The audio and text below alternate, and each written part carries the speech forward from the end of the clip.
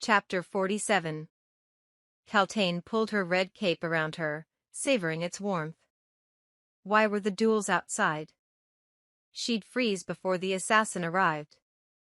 She fingered the vial in her pocket, and glanced at the two goblets on the wooden table. The one on the right was for Sardothien. She must not confuse them. She looked to Parrington, who stood near the king. He had no idea what she'd do once Sardothien was out of the way, once Dorian was free again. Her blood grew warm and glittering. The Duke moved toward her, and Celaena kept her eyes on the tiled veranda, where the duel was to occur. He stopped in front of her, making a wall between her and the other council members so that none could see. "A bit chilly for an outside duel," he said. Celaena smiled and let the folds of her cloak fall over the table as he kissed her hand. With a veil of red to conceal her stealthy, free hand, Celaena flicked off the lid of the vial and dumped the contents into the wine. The vial was back in her pocket as he raised himself. Just enough to weaken Sardothien to make her dizzy and disoriented. A guard appeared in the doorway, and then another. Between them strode a figure. She wore men's clothes, though Celaena was forced to admit that her black and gold jacket was of fine make. It was strange to think of this woman as an assassin, but seeing her now, all of her oddities and faults made sense. Celaena ran a finger along the base of the goblet and grinned. Duke Parrington's champion emerged from behind the clock tower. Celaena's brows rose. They thought Sardothien could defeat such a man if she wasn't drugged? Celaena took a step back from the table, and Parrington moved to sit beside the king as the other two champions arrived. With eager faces, they waited for blood. Standing on the wide veranda that encompassed the obsidian clock tower, Celaena tried not to shiver. She couldn't see the point in having the duels outside apart from making the champions even more uncomfortable. She glanced longingly at the glass windows that lined the wall of the castle, and then at the frost-covered garden. Her hands were already numb. Tucking them into her fur-lined pockets, she approached Cale, who was standing near the edge of the giant chalk circle that had been drawn on the flagstones. "It's freezing out here," she said. The collar and sleeves of her black jacket were lined with rabbit fur, but it wasn't enough. "Why didn't you tell me it was outside?" Cale shook his head, looking at Grave, and at Renaud the mercenary from Skulls Bay, who, to her satisfaction, also seemed fairly miserable in the cold. "We didn't know. The king decided just now," Cale said. "At least it should beaver quickly." He smiled slightly, though she didn't return it. The sky was bright blue, and she gritted her teeth as a strong gust of wind ripped into her. The 13 seats of the table were filling up, and at the center of the table sat the king and Parrington. Celaena stood behind Parrington, wearing a beautiful red cloak lined with white fur. Their eyes met, and Celaena wondered why the woman smiled at her. Celaena then looked away toward the tower, and Celaena followed her gaze and understood. Cain was leaning against the clock tower. His muscles were barely contained within his tunic. All that stolen strength, what would have happened if the Ritterak had killed her, too? How much stronger would he be today? Worse, he was wearing the red and gold garb of a member of the royal guard, the wyvern emblazoned across his broad chest. The sword at his side was beautiful.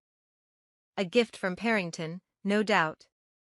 Did the Duke know the power his champion wielded? Even if she tried to reveal him, no one would ever believe her. Nausea gripped her, but Cale took her by the elbow and escorted her to the far end of the veranda. At the table, she noticed 2 aging men casting anxious glances at her. She nodded to them. "Lords Urizen and Garnell. It seems you obtained what you desired enough to kill 4. And it seems someone told you who I actually am." It had been 2 years ago that they hired her, separately, to kill the same man. She hadn't bothered to tell them, of course, and accepted both their payments. She winked at Lord Garnell, and he paled, knocking over his goblet of hot cocoa and ruining the papers before him. Oh, she'd keep their secrets, it would tarnish her reputation otherwise. But if her freedom came down to a vote? She smiled at Lord Urizen, who looked away. Her gaze shifted to another man, who she found staring at her. The king. Deep inside, she quaked, but she bowed her head. "Are you ready?" Cale asked. Celaena blinked, remembering that he was beside her. "Yes," she said, though she didn't mean it. The wind whipped through her hair, knotting it with frozen fingers. Dorian appeared by the table, heartbreakingly handsome as always, and gave her a grim smile as he stuffed his hands in his pockets and looked toward his father. The last of the king's councilmen sat down at the table. Celaena cocked her head as Nehemia emerged to stand along the sidelines of the large white circle. The princess met her stare and lifted her chin in encouragement. She wore a spectacular outfit, close-fitting pants, a layered tunic studded with whorls offeron, and knee-high boots. She carried her wooden staff, which stretched as high as her head. To honor her, Celaena realized, her eyes stinging. One fellow warrior acknowledging the other. Everyone grew silent as the king rose. Her insides turned to stone, and she felt clumsy and thick, but also light and weak as a newborn. Cale nudged her with an elbow, motioning for her to stand before the table. She focused on her feet as she moved, and wouldn't look at the king's face. Thankfully, Renaud and Grave flanked her. If Cain had been standing beside her, she might have snapped his neck just to end it there. There were so many people watching her. She stood not 10 feet from the king of Adarlan. Freedom or death lay at this table. Her past and future were seated on a glass throne. Her gaze shifted to Nehemia, whose fierce and graceful eyes warmed the marrow of her bones and steadied her arms. The king of Adarlan spoke, knowing that seeing his face would only weaken the strength she'd found in Nehemia's eyes. She looked not at him, but at the throne behind him. She wondered if Kaltain's presence meant that Duke Parrington had told her who Celaena truly was. "You were taken from your miserable lives so you might prove yourself worthy of becoming a sacred warrior to the crown. After months of training, the moment has come to decide who my champion shall be. You will face each other in a duel. You can win only by trapping your opponent in a position of sure death." And no further, he added with a sharp glance in her direction. "Cain and Councilman Garnell's champion will go first. Then my son's champion will face Councilman Mullison's champion." Of course, the king would know Cain's name.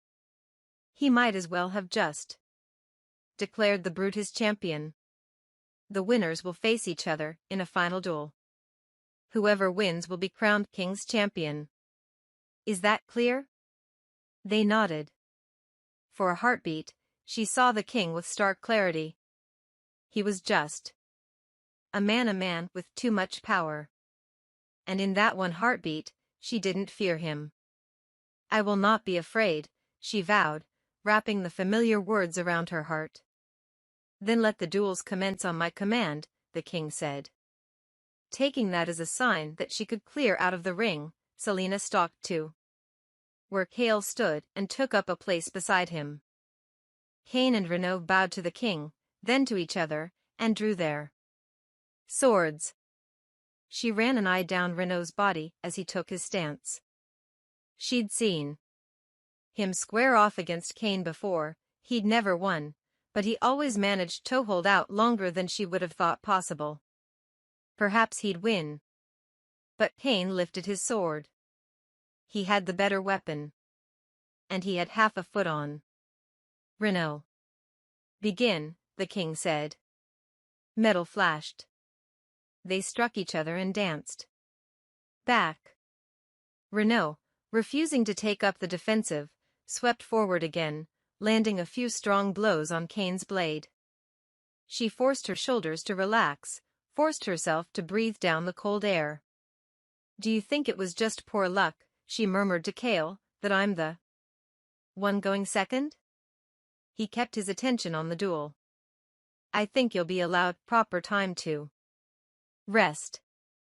He jerked his chin at the dueling men. "Kane sometimes forgets to guard his right side. Look there." Celaena watched as Kane struck, twisting his body so his right side was wide open. "Renaud doesn't even notice." Kane grunted and pressed Renaud's blade, forcing the mercenary to take a step back. He just missed his chance. The wind roared around them. "Keep your wits about you," Cale said, still watching the duel.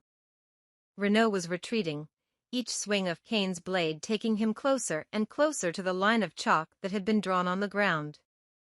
One step outside of that ring and he'd be disqualified. "He'll try to provoke you, don't get angry. Focus only on his blade, and that unprotected side of his." "I know," she said, and shifted her gaze back to the duel just in time to see Renaud cry out and stumble back. Blood sprayed from his nose, and he hit the ground hard.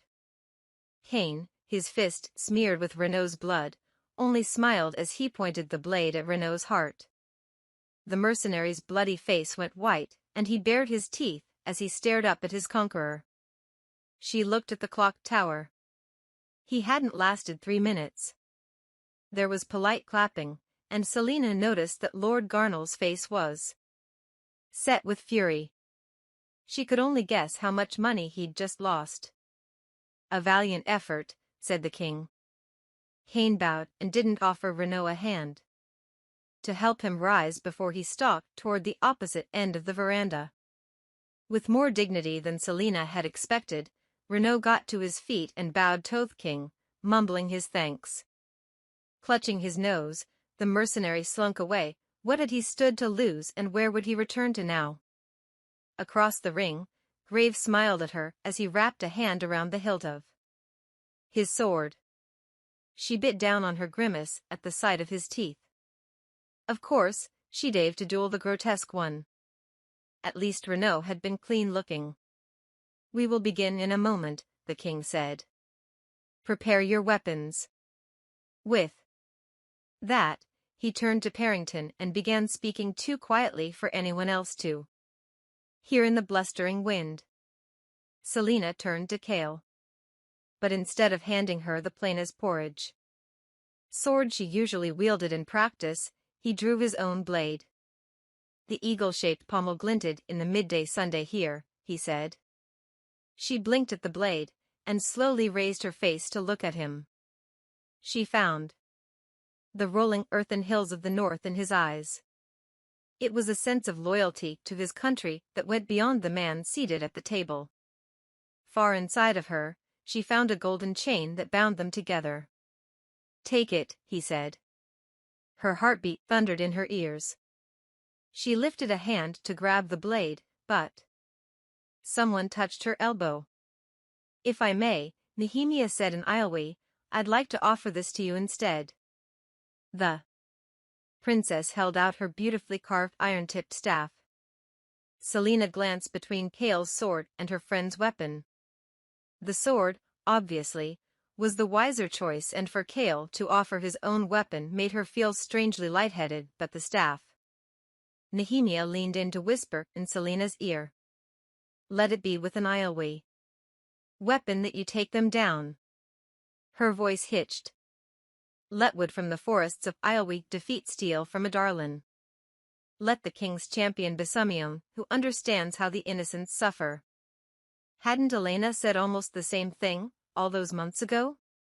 Celaena swallowed hard, and Cale lowered his sword, taking a step back from them. Nehemia didn't break her stare. She knew what the princess was asking of her. As the king's champion, she might find ways to save countless lives, ways to undermine the king's authority. And that, Celaena realized, was what Elena, the king's own ancestor, might want, too. Though a bolt of fear went through her at the thought, though standing against The king was the one thing Celaena had thought she'd never be brave enough to do. She couldn't forget the 3 scars on her back, or the slaves she'd left in Endovir, or the 500 butchered Islwy rebels. Celaena took the staff from Nehemia's hands. The princess gave her a fierce grin. Cale, surprisingly enough, didn't object. He only sheathed his sword and bowed his head to Nehemia as she clapped Celaena on the shoulder before she walked off. Celaena gave the staff a few experimental sweeps in the space around her. Balanced, solid, strong. The rounded iron tip could knock a man out cold. She could feel the lingering oil from Nehemia's hands and smell her friend's lotus blossom scent on the engraved wood. Yes, the staff would do just fine. She'd taken down Varen with her bare hands. She could defeat Grave and Cain with this. She glanced at the king, who was still speaking with Parrington, and found Dorian watching her instead. His sapphire eyes reflected the brilliance of the sky, though they darkened slightly as he flicked them toward Nehemia. Dorian was many things, but he wasn't stupid. Had he realized the symbolism in Nehemia's offer? She quickly dropped his stare. She'd worry about that later. Across the ring, Grave began pacing, waiting for the king to return his attention to the duel and give the order to begin. She loosed a shuddering breath. Here she was, at long last. She gripped the staff in her left hand, taking in the strength of the wood, the strength of her friend. A lot could happen in a few minutes, a lot could change. She faced Cale. The wind ripped a few strands of hair from her braid, and she tucked them behind her ears. No matter what happens, she said quietly, I want to thank you. Cale tilted his head to the side. For what? Her eyes stung, but she blamed it on the fierce wind and blinked away the dampness. For making my freedom mean something. He didn't say anything.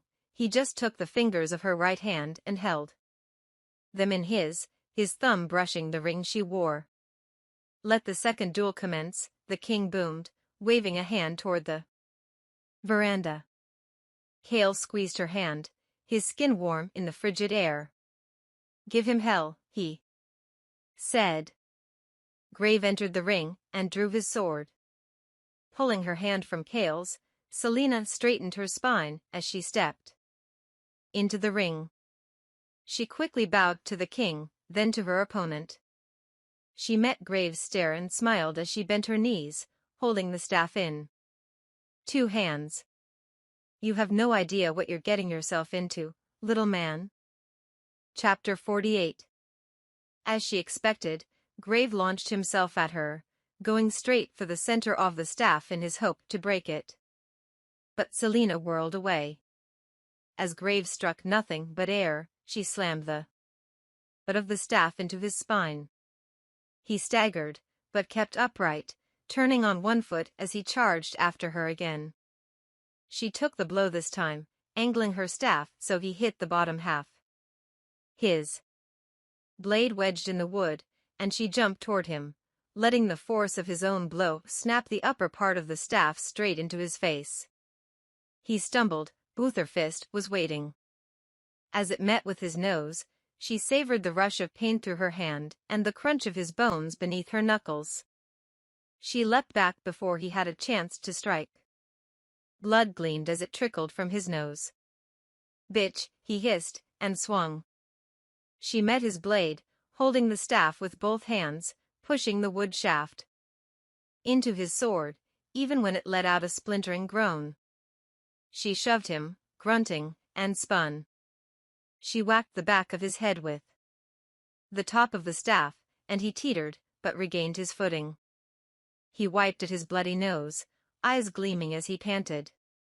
His pockmarked face became feral, and he charged, aiming a direct blow to her heart. Too fast, too wild for him to stop. She dropped into a crouch. As the blade sailed overhead, she lashed out at his legs. He didn't even have time to cry out as she swept his feet out from under him, Nor did he have time to raise his weapon before she crouched over his chest, the iron-coated tip of the staff at his throat. She brought her mouth close to his ear. "My name is Celaena Sardothien," she whispered. "But it makes no difference if my name's Celaena or Lillian or bitch, because I'd still beat you, no matter what you call me." She smiled at him as she stood. He just stared up at her, his bloody nose leaking down the side of his cheek. She took the handkerchief from her pocket and dropped it on his chest. "You can keep that," she said before she walked off the veranda. She intercepted Cale as soon as she crossed the line of chalk. "How long did that take?" she asked. She found Nehemia beaming at her, and Celaena lifted her staff a little in salute. 2 minutes. She grinned at the captain. She was hardly winded. "Better than Kane's time." "And certainly more dramatic," Cale said. "Was the handkerchief really necessary?" She bit down on her lip and was about to reply when the king stood, the crowd quieting. "Wine for the winners," he said, and Kane stalked from his place on the sidelines to stand before the king's table. Celaena remained with Cale. The king gestured at Celaena, who obediently picked up a silver tray containing 2 goblets. She gave one to Kane, then walked over to Celaena and handed the other to her before pausing in front of the king's table. "Out of good faith and honor to the great goddess," Celaena said in a dramatic voice. Celaena wanted to punch her. "May it be your offering to the mother who bore us all. Drink, and let her bless you, and replenish your strength." Who had written that little script? Celaena bowed to them, and Celaena raised the goblet to her lips. The king smiled at her, and she tried not to flinch as she drank. Celaena took the goblet when she finished, and curtsied to Kane as she accepted his and slunk away. "Win. Win. Win. Take him down quickly. Ready yourselves," the king ordered. "And begin on my mark." Celaena looked to Cale. Wasn't she to be allowed a moment to rest? Even Dorian raised his brows at his father, but the king refused to acknowledge Hissen's silent questioning. Kane drew his sword, a crooked grin on his face as he crouched in a defensive stance in the center of the ring. Insults would have risen to her lips if Cale hadn't touched her shoulder, his chestnut eyes filled with some emotion she couldn't yet understand. There was strength in his face that she found to be achingly beautiful. "Don't lose," he whispered so only she could hear. "I don't feel like having to escort you all the way back to Endivere." The world became foggy around the edges as he stepped away, his head held high as he ignored the white-hot glare of the king. Kane edged closer, his broadsword gleaming. Celaena took a deep breath and entered the ring. The conqueror of Aurelia raised his hands. "Begin," he roared, and Celaena shook her head, trying to clear her blurry vision. She steadied herself, wielding the staff like a sword as Kane began circling. Nausea flashed through her as his muscles flexed. For some reason, the world was still hazy. She clenched her teeth, blinking. She'd use his strength against him. Kane charged faster than she anticipated. She caught his sword on the broad side with the staff, avoiding the sharp edges, and leapt back as she heard the wood groan. He struck so quickly that she had to concede to the edge of his blade. It sank deep into the staff. Her arms ached from the impact. Before she could recover, Kane yanked his sword from her weapon and surged toward her. She could only bound back, deflecting the blow with the iron tip of the staff. Her blood felt slow and thick, and her head spun. Was she ill? The nausea would not ease. Grunting, Celaena pulled away with an effort of skill and force. If she were truly ill, she must finish this as quickly as possible.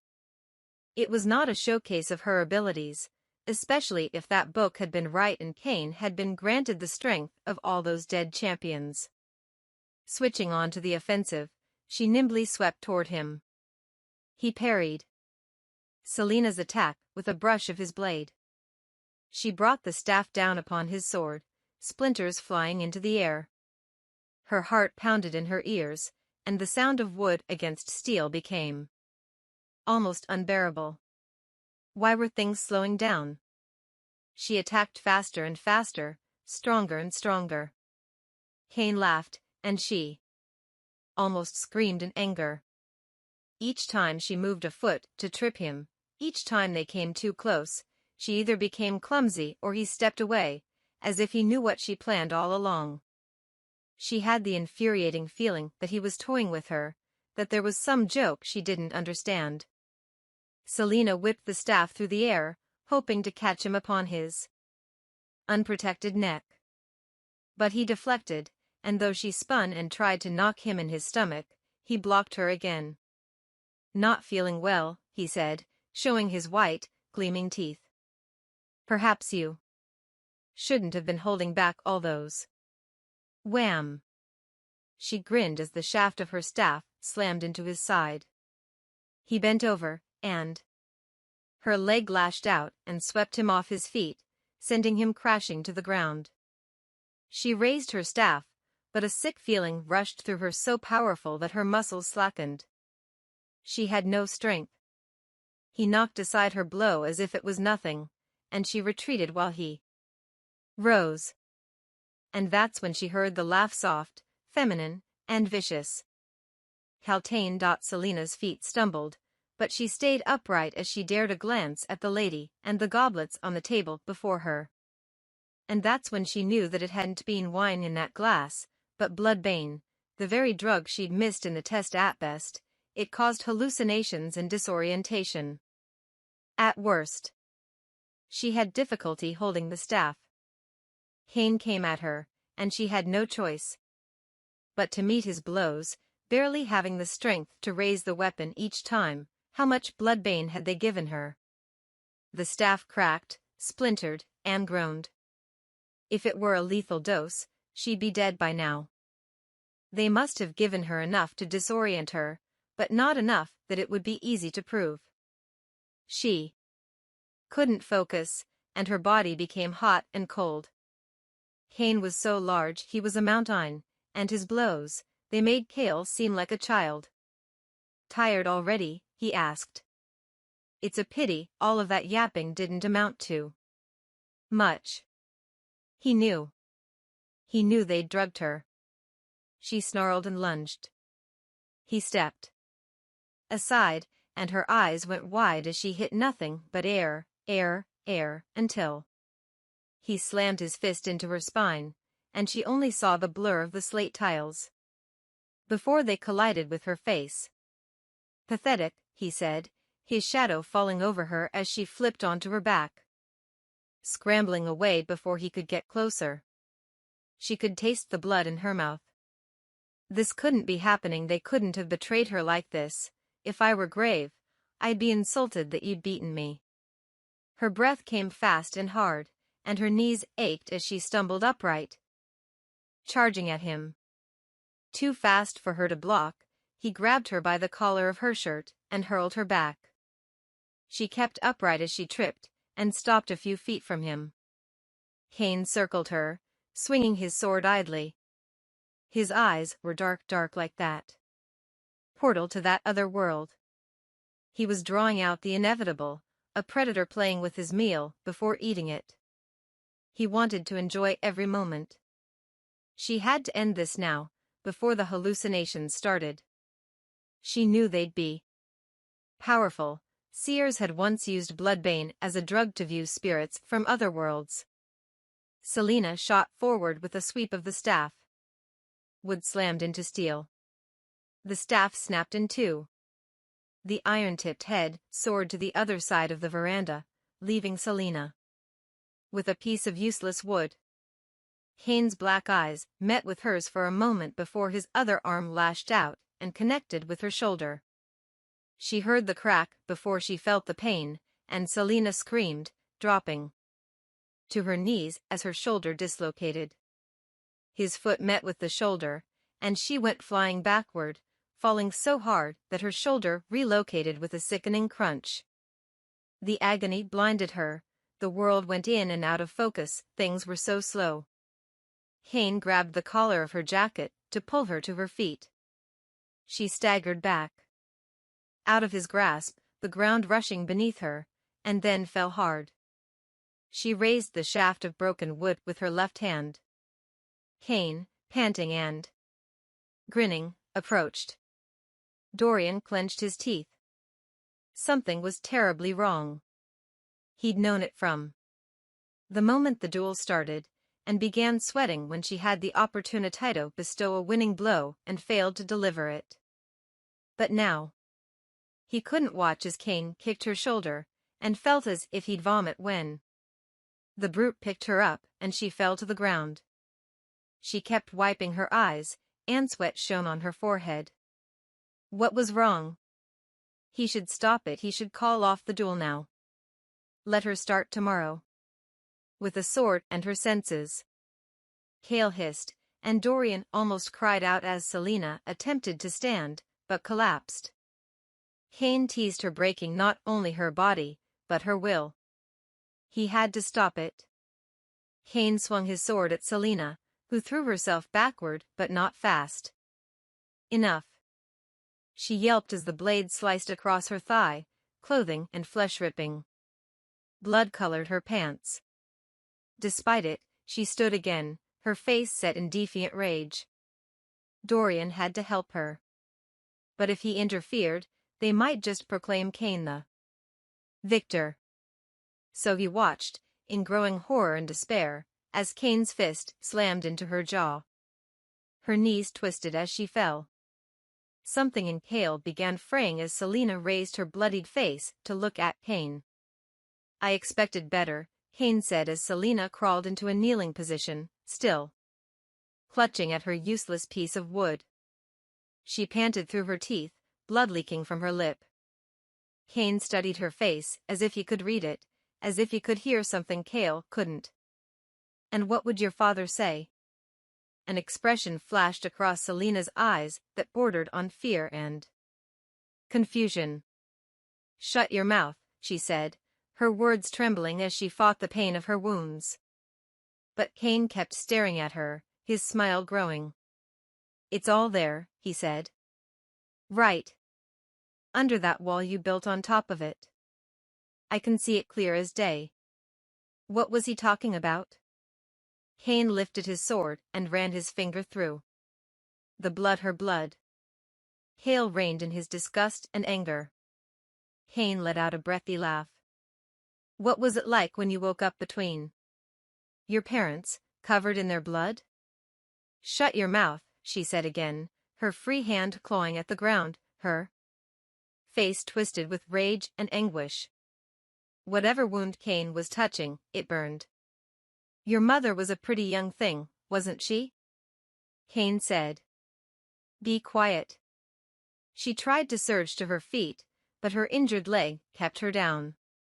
She gasped for breath. How did Kane know these things about Celaena's past? Cale's heart pounded wildly, but he could do nothing to help her. She let out a wordless scream that shattered through the frozen wind as she scrambled to her feet. Her pain lost in her fury, she swung at his blade with the remnant of the staff. Good, Kane panted, pressing her staff so hard that his blade sank into the wood. But not good enough. He shoved her, and as she staggered back a step, he brought up his leg and kicked her in the ribs. She went flying. Cale had never seen anyone struck that hard. Celaena hit the ground and flipped, over and over and over, until she slammed into the clock tower. Her head whacked against the black stone, and he bit down on his yell, forcing himself to remain on the sidelines, forcing himself to watch as Kane broke her apart, piece by piece. How had it gone wrong so quickly? She trembled as she raised herself to her knees, clutching her side. She still held on to the remnant of Nehemiah's staff, as if it were a rock in the middle of a violent sea. Celaena tasted blood as Cain seized her again, dragging her across the floor. Shedded tried to fight him. He could have pointed his sword at her heart at any point. This wasn't a duel, it was an execution. And no one was doing anything to stop it. They'd drugged her. It wasn't fair. The sunlight flickered, and she thrashed in Cain's grip, despite the agony shooting through her body. All around her were whispering, laughing, otherworldly voices. They called to her but called a different name, a dangerous name.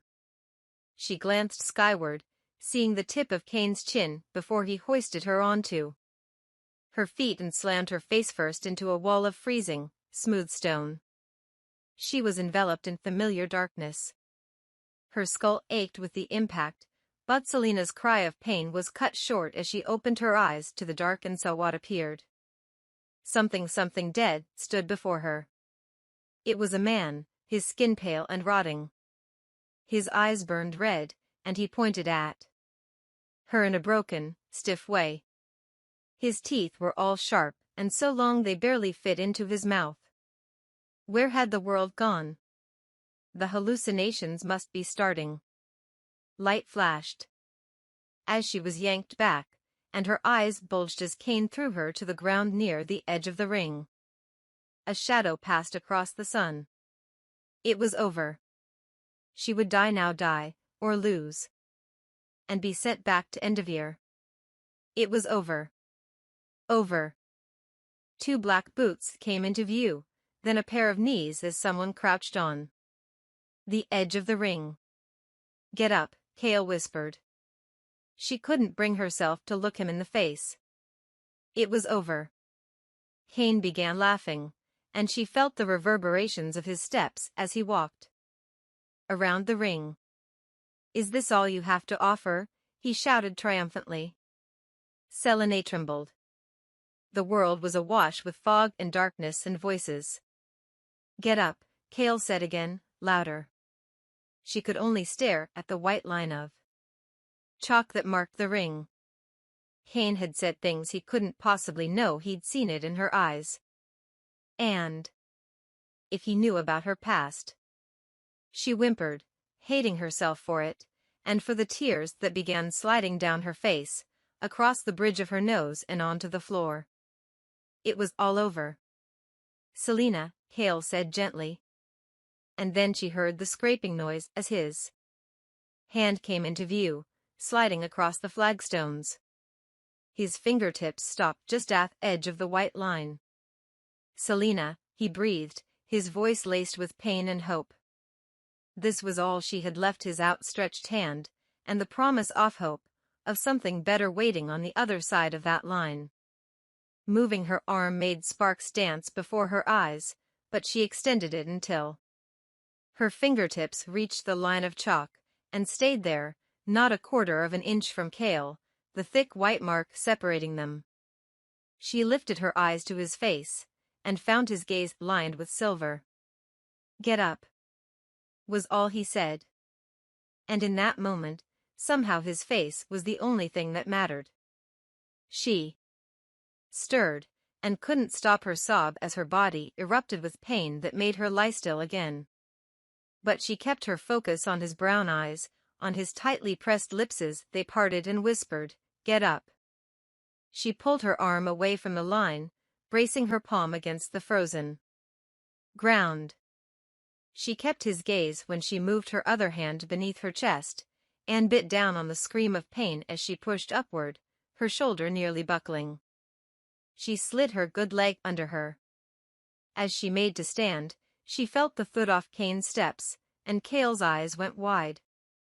The world spun black and mist and blue as Cain grabbed her and shoved her against the clock tower once more, her face smashing into the stone.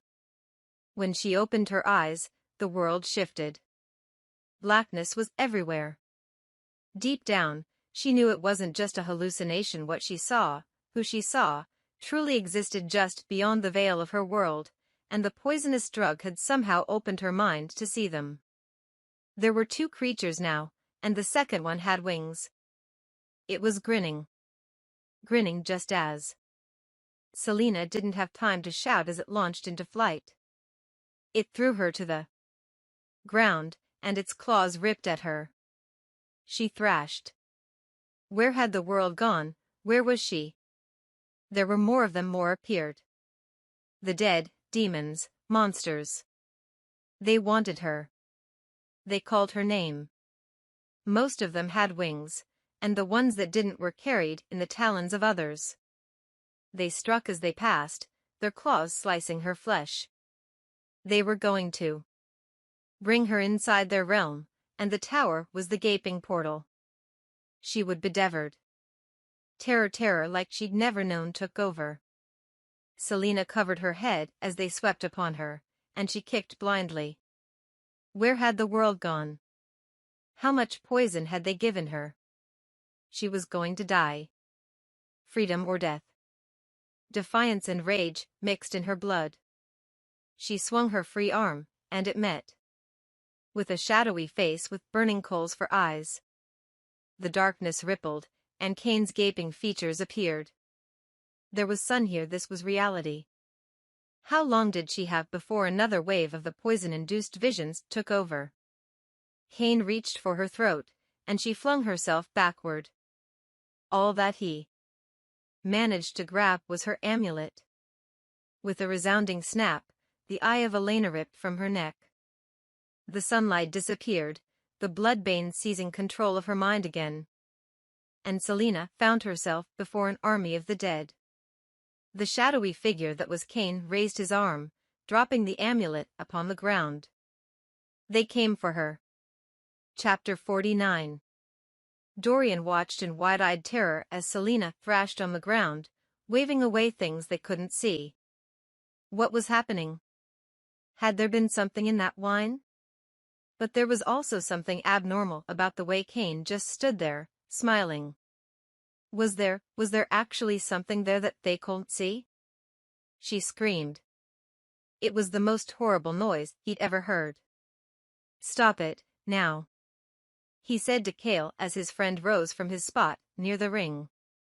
But Cale only gaped at the flailing assassin, his face pale as death. She kicked and punched at nothing as Cain squatted over her and hit her in the mouth. Blood flowed freely. It wouldn't stop until his father said something or Cain knocked her truly unconscious. Or worse. He had to remind himself that any interference, even trying to say that her wine had been drugged, might result in her disqualification. She crawled away from Cain, her blood and saliva pooling onto the ground. Someone stepped beside Dorian, and from her intake of breath, he knew it was Nehemia. She said something in Ioway, and walked to the very edge of their ring. Tucked close to the folds of her cloak, nearly concealed there, her fingers were rapidly moving, tracing symbols in the air. Cain stalked to where Celaena panted, her face white and red. She eased herself into a kneeling position and stared without seeing at the ring, at everyone, at something beyond them, perhaps. She was waiting for him. Waiting for him to kill her. Kneeling on the ground, Celaena gasped for breath, unable to find her way out of the hallucination and back into reality. Here, the dead surrounded her, waiting. The shadow thing that was Cain stood nearby, watching, his burning eyes his only distinguishing feature. Darkness rippled around Cain like shreds of clothing in the wind. She would die soon.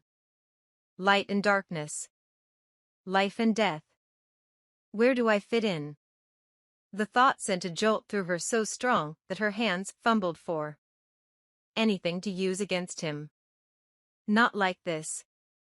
She'd find a way. She could find a way to survive. I will not be afraid. She'd whispered that every morning in Endeavor, but what good were those words now? A demon came at her, and a scream not of terror or of despair, but rather a plea burst from her throat. A call for help. The demon flapped back, as if her scream had startled it. Cain motioned it forward again. But then something extraordinary happened. Doors, doors, doors all burst open. Doors of wood, doors of iron, doors of air. And magic. And from another world, Celaena swept down, cloaked in golden light. The ancient queen's hair glittered like a shooting star as she plummeted into Aurelia. Cain chuckled as he stepped toward the panting assassin and raised his sword, aiming at the assassin's chest. Celaena exploded through the ranks of the dead, scattering them. Cain's sword came down. A gust of wind slammed into Cain so hard he was sent sprawling to the ground, his sword flying across the veranda. But, locked in that dark, horrible world, Celaena only saw the ancient queen barrel into Cain, knocking him down before the dead charged. Yet they were too late. Golden light erupted around her, shielding her from them, making the dead step back. Wind mightier than anything the onlookers had witnessed still roared through the veranda. They shielded their faces as the wind howled. The demons bellowed and surged again. But a sword rang, and a demon fell. Black blood dripped from the blade, and the lips of Queen Celaena were set in affral snarl as she lifted her sword. It was a challenge, a dare to them to try topaz, to tempt her rage. Through fading eyes, Celaena saw a crown of stars glittering atop Elena's head, her silver armor shining like a beacon in the blackness. The demon shrieked, and Celaena stretched out a hand, golden light bursting from her palm, forming a wall between them and the dead as she rushed to Celaena's side and cupped her face in her hands. "I cannot protect you," whispered the queen, her skin glowing. Her face was different, too sharper, more beautiful. Her fey heritage. "I cannot give you strength." She traced her fingers across Celaena's brow. "But I can remove this poison from your body." Beyond them, Cain struggled to his feet.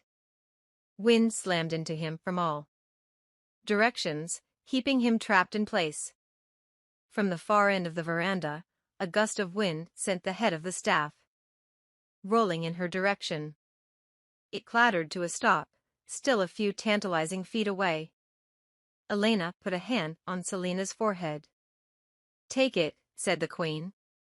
Celaena strained to reach the remnant of the staff, her vision flashing between the sunny veranda and the endless dark. Her shoulder shifted slightly, and she stifled her scream of pain. At last, she felt the smooth carved wood but also the pain from her aching fingers. "Once the poison is gone, you will not see me. You will not see the demons," said the queen, sketching marks on Celaena's brow. Cain looked to the king as he retrieved his sword. The king nodded. Celaena held Celaena's face in her hands. "Do not be afraid." Beyond the golden wall of light, the dead shrieked and moaned Celaena's name. But then Cain, bearing the shadowy, dark thing that dwelled inside of him, stepped through the wall as if it were nothing, shattering it completely. "Petty tricks, your majesty," Cain said to Celaena. "Just petty tricks." Celaena was on her feet in an instant, blocking Cain's path to Celaena. Shadows rippled along the edges of his form, and his ember-like eyes flared.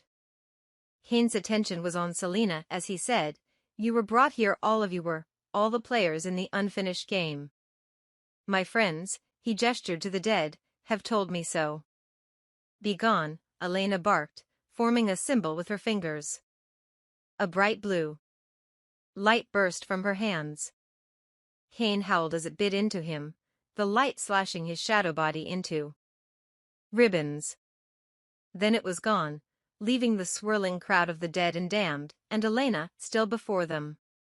They charged, but she blasted them back with that golden shield, panting through her gritted teeth. Celaena then dropped to her knees and grabbed Celaena by the shoulders. "The poison is almost gone," Celaena said. The world grew less dark. Celaena could see cracks of sunlight. Celaena nodded, pain replacing panic. She could feel the coldness of winter feel her aching leg and the warm stickiness of her own blood all over her body. Why was Celaena here? And what was Nehemia doing at the edge of the circle, her hands moving about so strangely? "Stand," Celaena said. She was becoming translucent. Her hands drifted from Celaena's cheeks, and a white light filled the sky. The poison left Celaena's body. Cain, once again a man of flesh and blood, walked over to the sprawled assassin. Pain, pain, pain. Pain from her leg, from her head, from her shoulder and arm. And ribs. "Stand," Celaena whispered again, and was gone. The world appeared. Cain was close, not a trace of shadow around him. Celaena lifted the jagged remnant of the staff in her hand. Her gaze cleared. And so, struggling and shaking, Celaena stood. Chapter 50. Celaena's right leg could barely support her, but she gritted her teeth and rose. She squared her shoulders as Cain halted. The wind caressed her face and swept her hair behind her in a billowing sheet of gold. "I will not be afraid." A mark burned on her forehead in blinding blue light. "What's that on your face?" Cain asked. The king rose, his brows narrowed. And nearby, Nehemia gasped. With her aching, almost useless arm, she wiped the blood from her mouth. Cain growled as he swung his sword, making to behead her. Celaena shot forward, as fast as an arrow of Diana. Cain's eyes went wide as she buried the jagged end of the staff in his right side, exactly where Cale had said he would be unguarded.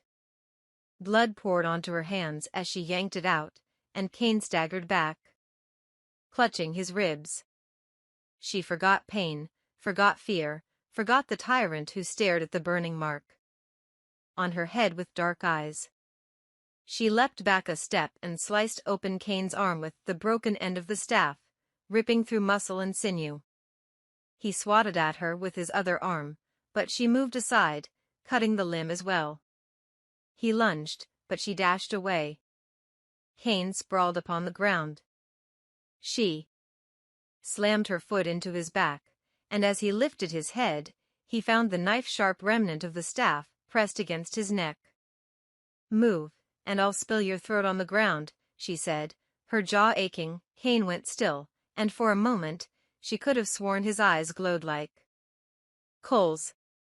For a heartbeat, she considered killing him right there, so he couldn't tell anyone what he knew about her parents, about the word marks and their power. If the king knew any of that.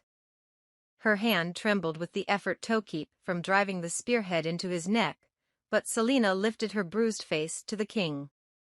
The councilmen began nervously clapping. None of them had seen the spectacle, none of them had seen the shadows in the gusting wind.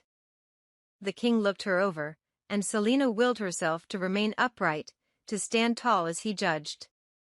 She felt each second of silence like a blow to her gut. Was he considering whether there was a way out? After what seemed to be a lifetime, the king spoke. "My son's champion is the victor," the king growled. The world spun beneath her feet. She'd won. She'd won. She was free, or as close to it as she could come. She would become the king's champion, and then she would be free.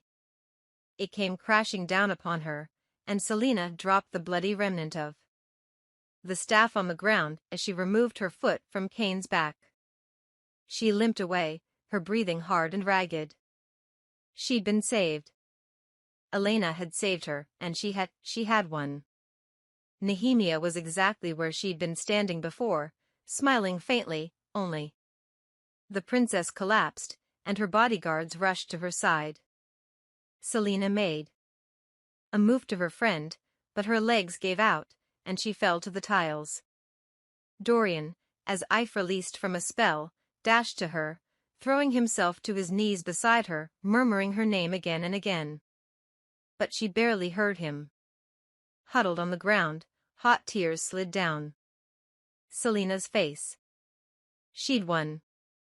Through the pain, Celaena began laughing. As the assassin laughed quietly to herself, head bowed to the ground, Dorian surveyed her body.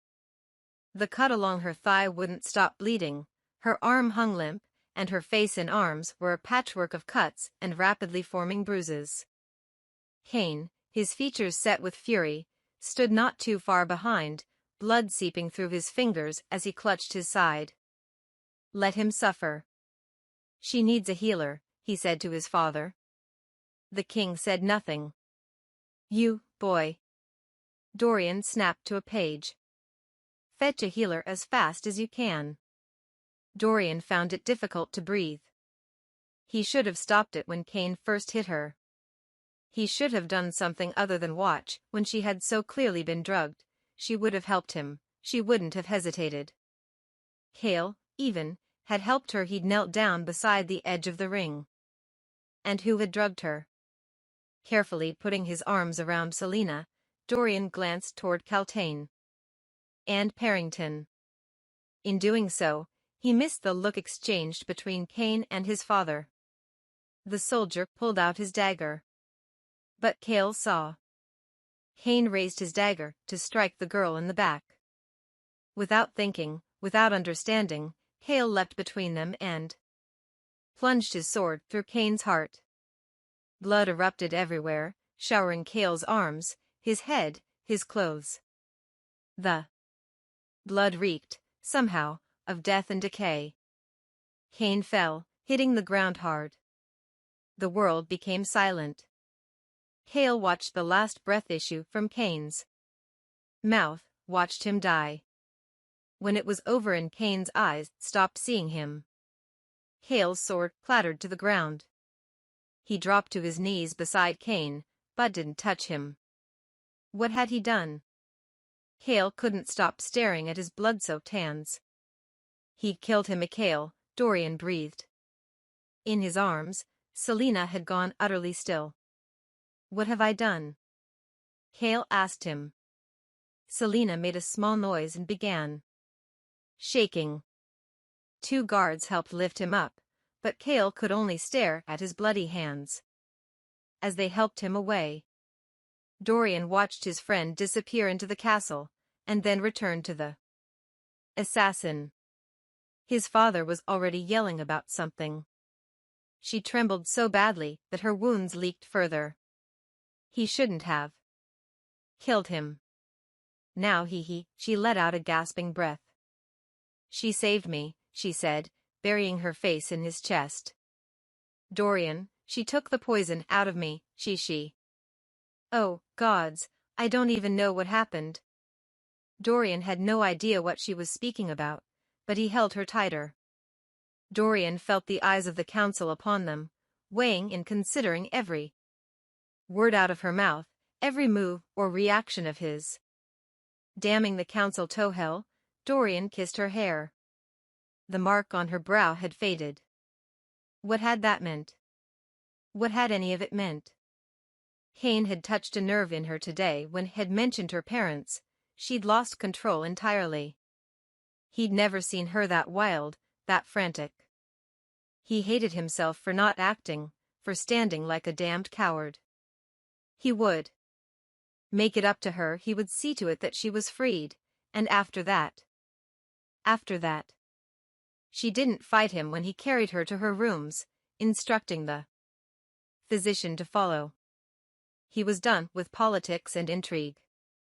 He loved her, and no empire, no king, and no earthly fear would keep him from her. No, if they tried to take her from him, he'd rip the world apart with his bare hands. And for some reason, that didn't terrify him. Celaena watched in despair and bewilderment as Dorian carried the weeping assassin in his arms. How had she beaten Cain when she'd been drugged? Why was she not dead? Seated beside the glowering king, Parrington fumed. The councilman scribbled on paper. Celaena drew the empty vial from her pocket. Hadn't the Duke given her enough bloodbane to seriously impair the assassin? Why wasn't Dorian crying over her corpse? Why wasn't she holding Dorian, comforting. Him? The pain in her head erupted, so violent that her vision went obsidian, and she stopped thinking clearly. Celaena approached the Duke and hissed in his ear. "I thought you said this would work." She fought to keep her voice in a whisper. "I thought you said this damn drug would work." The king and the Duke stared at her, and the councilmen exchanged glances as Celaena straightened. Then, slowly, the Duke rose from his seat. "What is that in your hand?" the Duke asked a bit too loudly. "You know what it is," she seethed, still trying to keep her voice down, even as the pain in her head turned into a thunderous roar. She could scarcely think straight. She could only answer to the fury inside of her. "The damned poison agave her," she murmured so only Parrington could hear. "Poison?" Parrington asked, so loud Celaena's eyes grew wide. "You poisoned her? Why would you do that?" He motioned to 3 guards. Why did the king not speak? Why did he not come to her aid? Parrington had given her the poison based on the king's command, hadn't he? The council members looked at her accusingly, whispering among themselves. "You gave it to me," she said to the Duke. Parrington's orange brows furrowed. "What are you talking about?" Celaena started forward. "You scheming son of a harlot." "Restrain her, please," the Duke said, blandly, calmly, as if she were no more than a hysterical servant. As if she were nobody. "I told you," the Duke said into the king's ear, "that she'd do anything to get." The words were lost as she was dragged away. There was nothing, no emotion at all in the Duke's face. He had played her for a fool. Celaena struggled against the guards. "Your Majesty, please." His Grace told me that you. The Duke merely looked away. "I'll kill you," she screamed at Parrington. She turned to the king beseechingly, but he, too, looked away, his face crumpled with distaste. He wouldn't listen to anything she said, no matter what the truth was. Parrington had been planning this for too long. And she'd played right into his hands. He'd acted the besotted fool only to plunge a dagger into her back. Celaena kicked and thrashed against the guard's grip, but the king's table became smaller and smaller. As she reached the doors to the castle, the Duke grinned at her, and her dreams shattered. Chapter 51. The next morning, Dorian kept his chin high as his father stared at him. Hadn't lower his gaze, no matter how many silent seconds ticked by. After his father had allowed Cain to toy with and hurt Celaena for so long, when she'd clearly been drugged. It was a miracle Dorian hadn't snapped yet, but hated this audience with his father. "Well," asked the king at last. "I wish to know what will happen to Cale for killing Cain." His father's black eyes gleamed. "What do you think should happen to him?" "Nothing," said Dorian. "I think he killed him to defend the assassin." "You think the life of an assassin is worth more than that of a soldier?" Dorian's sapphire gaze darkened.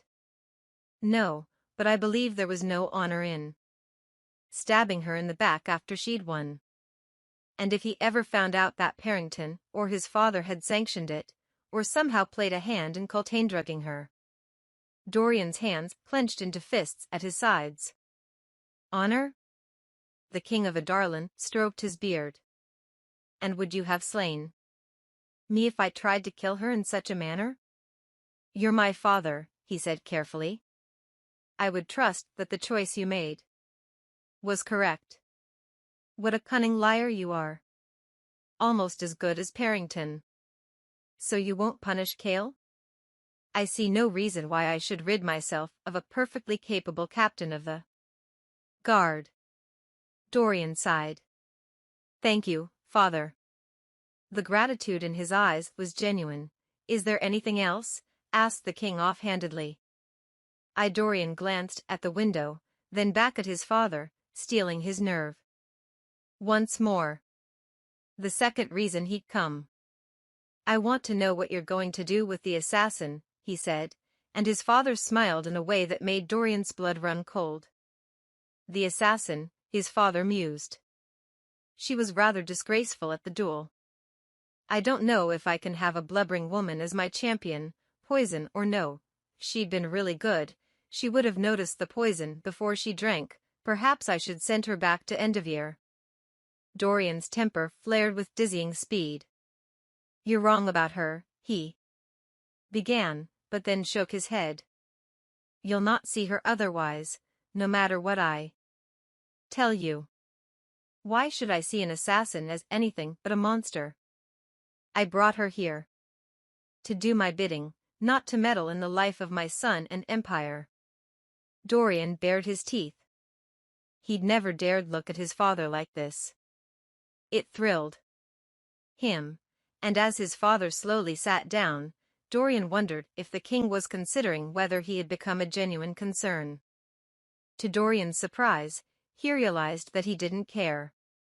Perhaps the time had come for him to start questioning his father. "She's not a monster," Dorian said. "Everything she's done, she did to survive." "Survive? Is that the lie she told you?" "She could have done anything to survive, but she chose killing. She enjoyed killing. She has you at her beck and call, doesn't she? Oh, how clever she is. What a politician she'd have made if she'd been born a man." A deep-throated growl rippled from Dorian. "You don't know what you're talking about. I have no attachment to her." But in that one sentence, Dorian made his mistake, and he knew that his father had found his new weak spot, the overwhelming terror that Celaena would be ripped from him. His hands slackened at his sides. The king of Adarlan looked at the crown prince. "I shall send her my contract whenever I get around to it.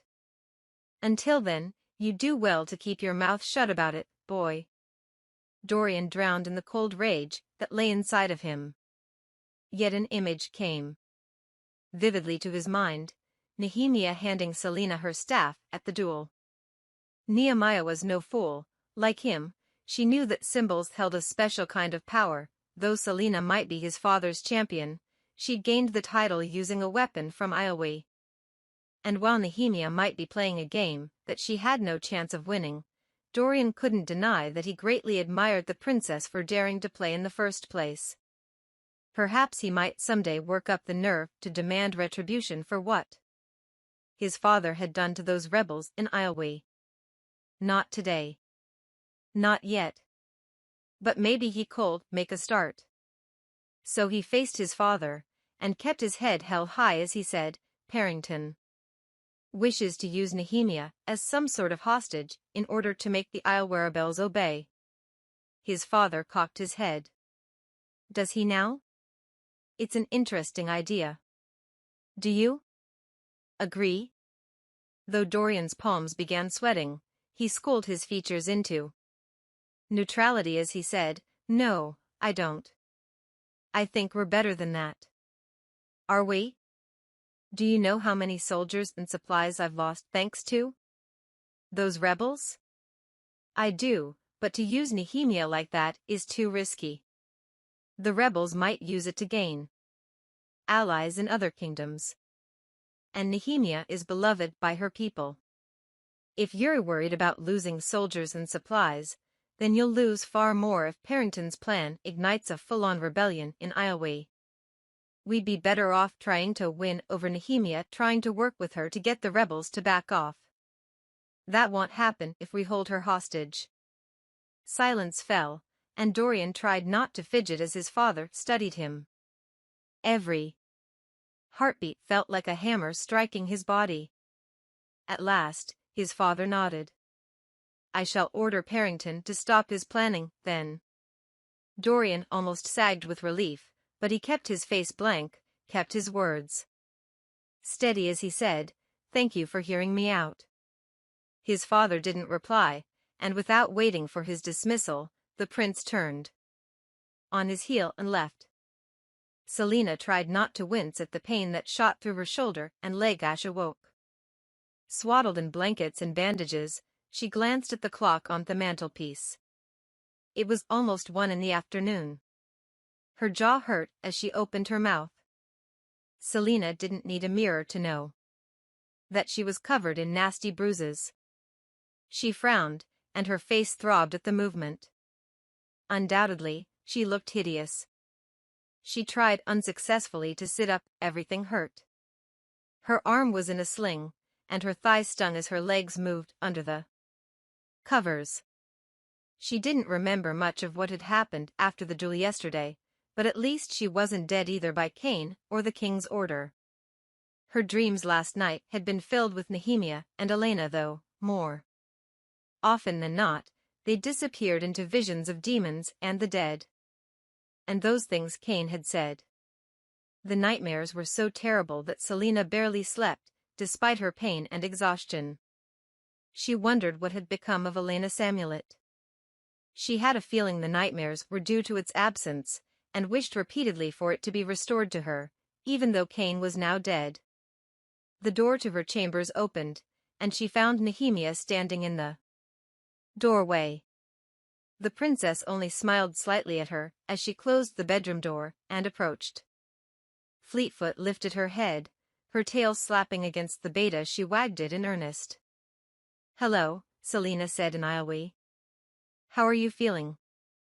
Nehemia replied in the common tongue, without a hint of her accent. Fleetfoot climbed over Celaena's sore legs to greet the princess.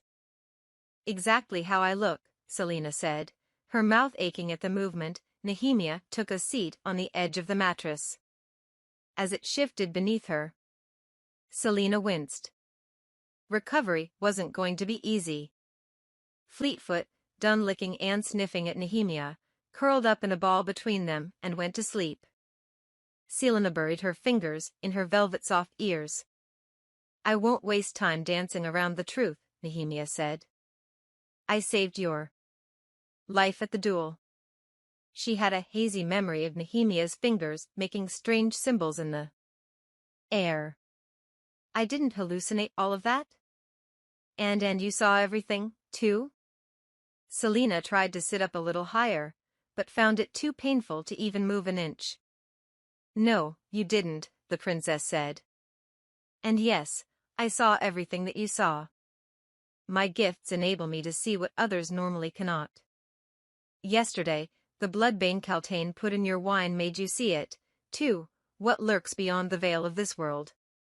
I don't think Celaena intended that effect, but it reacted to your blood in that way. Magic calls to magic." Celaena shifted uncomfortably at the words. "Why did you pretend to not understand our language all these months?" Celaena asked, eager to change the subject, but also wondering why the question stung as much as her wounds. "It was originally a defense," Nehemia said, gently setting her hand on Celaena's good arm. "You'd be surprised how much people are willing to reveal when they think you can't understand them. But with each day that I pretended to not know anything, being around you became harder and harder." "But why make me give you lessons?" Nehemia looked up at the ceiling.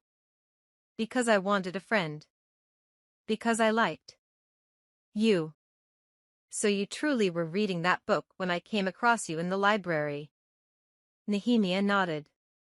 I was doing research on the word marks, as you call them in your language.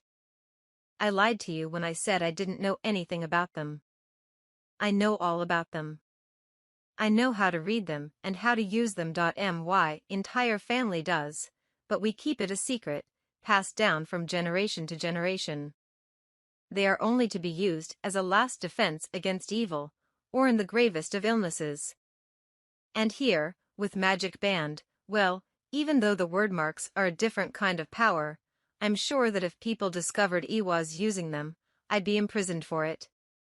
Celaena tried to sit up straighter, cursing herself for being unable to move, without wanting to faint from pain. "You were using them?" Nehemia nodded gravely. We keep them a secret because of the terrible power that they wield. Terrible, in that it can be used for good or evil, though most have used their power for wicked deeds. Since the moment I arrived here, I was aware that someone was using the word marks to call forth demons from the other world's realms beyond our realm. That fool Cain knew enough about the word marks to summon the creatures, but didn't know how to control them and send them back. I've spent months banishing and destroying the creatures Hezimond. That is why I've sometimes been so absent. Shame burned on Celaena's cheeks. How could she ever have believed Nehemia was the one killing the champions? Celaena lifted her right hand. Sosh could see the scars on it. That was why you didn't ask questions the night me hand was bitten. You used the word marks to heal me. I still don't know how or where you came across the Ritterak, but I think that's a tale for another time. Nehemia clicked her tongue. The marks you found under your bed were drawn by me. Celaena jolted a bit at that. She hissed as her body gave a collective, miserable throb of pain. Those symbols are for protection. You have no idea what a nuisance it was to have to keep redrawing them every time you washed them away. A smile tugged on the edges of Nehemia's full lips. Without them, I think the Ritterk would have been drawn to you far sooner. Why? Because Cain hated you, of course, and wanted to eliminate you from the competition. I wish he weren't dead, so I might ask him where he learned to rip open portals like that. When the poison made you hover between worlds, his very presence somehow brought those creatures to the in-between to shred you apart. Though after all he's done, I think he deserved Kale running him through like that. Celaena looked toward the bedroom door. She still hadn't seen Kale since yesterday. Had the king punished him for all that he had done to help her? That man cares for you more than either of you realize, Nehemia said, a smile in her voice. Celaena's face burned. Nehemia cleared her throat. I suppose you wish to know how I saved you. If you're so willing, Celaena said, and the princess grinned. With the word marks, I was able to open a portal into one of the realms of the otherworld and let through Elena, first queen of Adarlan. You know her? Celaena raised an eyebrow. No, but she answered my call for help. Not all realms are full of darkness and death. Some are filled with creatures of good beings that, if our need is great enough, will follow us into Aurelia to help in our task. She heard your plea for help long before I opened the portal. Is it possible to go to these other worlds? Celaena vaguely recalled the word gates that she'd stumbled across in that book months and months ago. Nehemia studied her carefully. I don't know. My schooling isn't yet completed. But the queen was both in and not in this world. She was in the in-between, where she could not fully cross over, nor could the creatures that you saw. It takes an enormous amount of power to open a true portal to let something through, and even then, the portal will close after a moment. Cain could open it long enough for the Ritterak to come through, but then it would shut. So I had to pen it long enough to send it back. We've been playing a cat-and-mouse game for months. She rubbed her temples. You have no idea how exhausting it's been. Cain summoned all of those things at the duel, didn't he? Nehemia contemplated the question. Perhaps. They might have already been waiting. But I could only see them because of the bloodbane that Paltain gave me. I don't know, Alentia. Nehemia sighed and stood. All I know is that Cain knew the secrets of my people's power that has long been forgotten in the lands of the north. And that troubles me. At least he's dead, Celaena offered, then swallowed. But in that place Cain didn't look like Cain. He looked like a demon. Why? Perhaps the evil he kept summoning seeped into his soul and twisted him into something he was not. He talked about me. Like he knew everything. Celaena clenched the blankets. Something flickered in Nehemia's gaze. Sometimes, the wicked will tell us things just to confuse us, to haunt our thoughts long after we've faced them. Hugh will be delighted to know you're still fretting over whatever nonsense he said. Nehemia patted her hand. Don't give him the satisfaction of knowing Faith's still troubling you. Put those thoughts from your mind. At least the king doesn't know about any of this. I can't imagine what he'd do if he had access to that kind of power. I can imagine a great deal, Nehemia said softly. Do you know what the word mark is that burned on your forehead? Celaena stiffened. No. Do you? Nehemia gave her a weighing look. No, I do not. But I have seen it there before. It seems to be a part of you. And I do worry what the king thinks of it. It's a miracle he hasn't questioned it further. Celaena's blood went cold, and Nehemia quickly added, Don't worry. If he wanted to question you, he would have done it already. Celaena let out a shuddering breath. Why are you really here, Nehemia? The princess was quiet for a moment. I will not claim ties of allegiance to the king of Adarlan. You know this already. And I'm not afraid to tell you that I came to Rifthold only for the excellent view it offered of his movements, of his plans. You truly came here to spy? Celaena whispered. If you want to put it that way. There is nothing I wouldn't do for my country. No sacrifice too great to keep my people alive and out of slavery, to keep another massacre from happening. Pain flickered across her eyes. Celaena's heart twisted. You're the bravest person I've ever met. Nehemia stroked Fleetfoot's coat. My love for Islweed drowns out my fear of the king of Adarlan. But I will not involve you, Alentia. Celaena almost sighed with relief, though it shamed her to feel that way. Our paths might be entwined, but I think you must continue to travel your own road for now, adjust to your new position. Celaena nodded and cleared her throat. I won't tell anyone about your powers. Nehemia smiled sadly. And there shall be no more secrets between us. When you are better, I'd like to hear how you got entangled with Elena. She glanced down at Fleetfoot. Do you mind if I take her for a walk? I need to feel the wind in my face today. Of course, Celaena said. She's been cooped up here all morning. As if the dog understood, she jumped off the bed and sat at Nehemia's feet.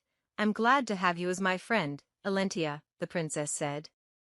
I'm even gladder to have you guarding my back, Celaena said, fighting a yawn. Thank you for saving my life. Twice now, actually. Or perhaps more. Celaena frowned. Do I even want to know how many times you secretly saved me from one of Cain's creatures? Not if you want to sleep tonight. Nehemia hissed the top of her head before walking to the door, Fleetfoot in tow. The princess paused in the doorway, though, and tossed something to Celaena.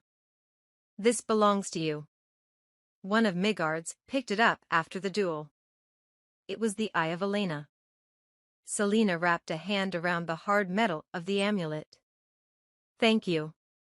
When Nehemia had left, Celaena smiled, despite all that she had just learned, and closed her eyes. The amulet gripped in her hand, she slept more soundly than she had in months. Chapter 52. Celaena awoke the next day, unsure what time it was. There had been a knock on her door, and she blinked the sleep from her eyes in time to see Dorian enter. Hestered at her for a moment from the doorway, and she managed a smile. Hello, she said hoarsely. She remembered him carrying her, holding her down as the healers stitched her leg. He came forward, his steps heavy. You look even worse today, he whispered. Despite the pain, Celaena sat up. I'm fine, she lied. She wasn't. Cain had cracked one of her ribs, and it ached every time she breathed. He clenched his jaw, staring out the window. "What's the matter with you?" she asked. She tried to reach out to grab his jacket, but it hurt too much and he was too far. I don't know," he said. The vacant, lost look in his eyes increased the tempo of her heart. "I haven't been able to sleep since the duel." "Here," she said as gently as she could, patting a space beside her. "Come sit." Obediently, he sat, though he kept his back to her as he put his head in his hands and took several deep breaths. Celaena gingerly touched his back. He stiffened, and she almost pulled away. But his spine relaxed, and he continued his controlled breathing. "Are you ill?" she asked. "No," he mumbled. "Dorian." "What happened?" "What do you mean, what happened?" he said, heaping his face in his hands. "1 minute, you were walloping Grave, and the next, Cain was beating the living daylights out of you. You lost sleep because of that?" I can't, he groaned. She gave him a moment, letting him sort through his thoughts. "I'm sorry," he said, removing his hands from his face and straightening. She nodded. She wouldn't push him. "How are you truly feeling?" The fear still lay beneath his words. "Awful," she said cautiously. "And I suspect I look as bad as I feel." He smiled slightly. He was trying to fight it, whatever feeling had been hounding him. "I've never seen you look lovelier." He eyed the bed. "Do you mind if I lie down?" "I'm exhausted." She didn't object as he removed his boots and unbuttoned his jacket. With a groan, he stretched out beside her, putting his hands on his stomach. She watched him close his eyes and let out a long breath through his nose. Some semblance of normalcy returned to his face. "How's Cale?" she asked, tensing. She remembered the spray of blood and his staring, horrified face. Dorian opened an eye. "He'll be fine. He took yesterday and today off. I think he needs it." Celena's heart tightened. "You shouldn't feel responsible," he said, turning onto his side to look directly into her face. "He did what he saw fit." "Yes, but—" "No," insisted Dorian. Cale knew what he was doing. He brushed a finger down her cheek. His finger was icy, but she held in her shiver. "I'm sorry," he said again, taking his finger from her face. "I'm sorry I didn't save you." "What are you talking about?" "That is what you've been agonizing over?" "I'm sorry I didn't stop Cain the moment I knew something was wrong. Celaena drugged you, and I should have known. I should have found a way to prevent her from doing it. And when I realized you were hallucinating, I'm sorry I didn't find a way to stop it." Green skin and yellow fangs flashed before her eyes, and Celena's aching fingers curled into a fist. "You shouldn't be sorry," she said, not wanting to speak about the horrors that she'd seen, or of Celaena's treachery, or what Nehemia had confided in her. "You did as anyone would have should have done. If you'd interfered, I would have been disqualified. I should have sliced Cain open the moment he laid a hand on you. Instead, I stood there as Cale knelt at the sidelines. I should have been the one to kill Cain." The demons faded, and a smirk spread. "You're starting to sound like an assassin, my friend. Perhaps I spend too much time around you." Celaena moved her head from the pillow to rest in the soft space between his shoulder and chest. Heat rushed through her. Though her body almost seized up in agony as she turned over, Celaena put her injured hand on his stomach. Dorian's breath was warm on her head, and she smiled as he brought his arm around her, cupping her shoulder. They were silent for a while. "Dorian," she began, and he flicked her on the nose. Ow, she said, wrinkling her nose. Though her face was peppered with bruises, miraculously, Cain hadn't marred her in any permanent way, though the cut on the leg would leave yet another scar. Yes, he said, resting his chin on her head. She listened to the sound of his heart beating, the steadiness of it. When you retrieved me from Endeavour, did you actually think I'd win? Of course. Why else would I have bothered to journey so far to find you? She snorted onto his chest, but he gently lifted her chin. His eyes were familiar, like something she'd forgotten. I knew you'd win the moment I met you, he whispered, and her heart writhed as she understood what lay before them. Though I'll admit that I didn't quite see this coming. And, no matter how frivolous and twisted that competition was, I'm grateful it brought you into me life. As long as I live, I'll always be thankful for that. Do you intend to make me cry, or are you just foolish? Dorian leaned forward and kissed her. It made her jaw hurt. Seated on his glass throne, the king of Adarlan stroked Nothung's pommel. Parrington knelt before him, waiting. Let him wait. Though the assassin was his champion, he had yet to send her contract. She was close with both his son and Princess Nehemia.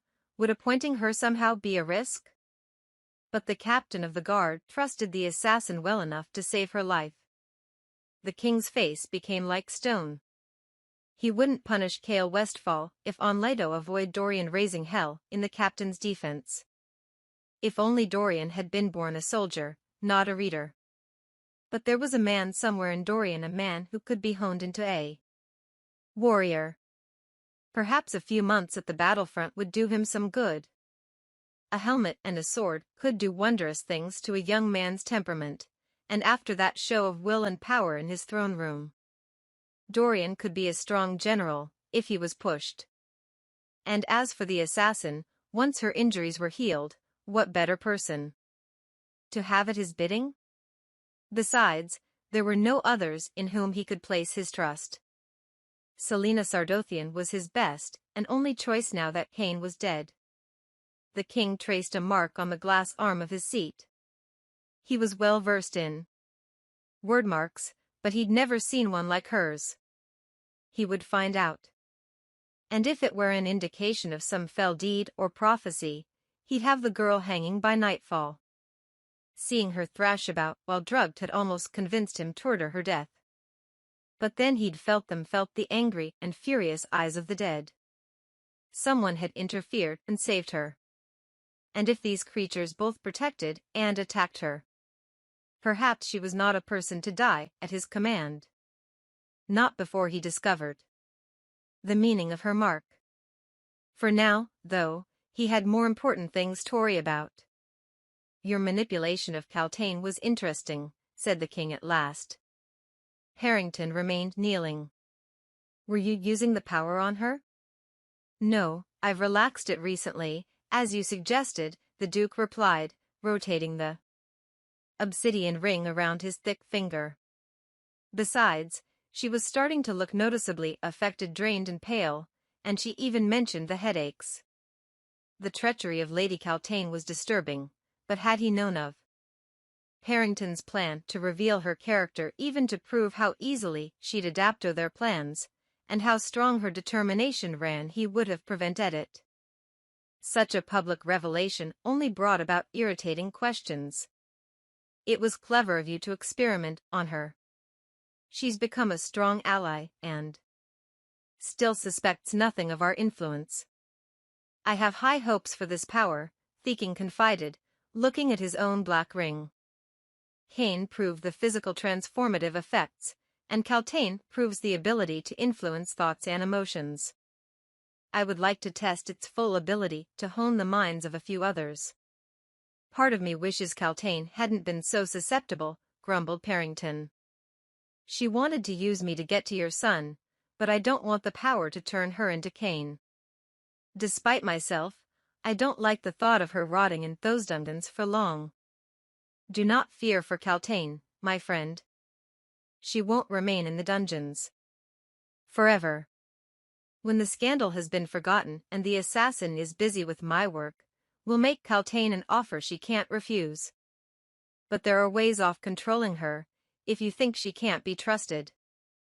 Let's first see how the dungeons change her mind, Parrington said quickly. Of course, of course.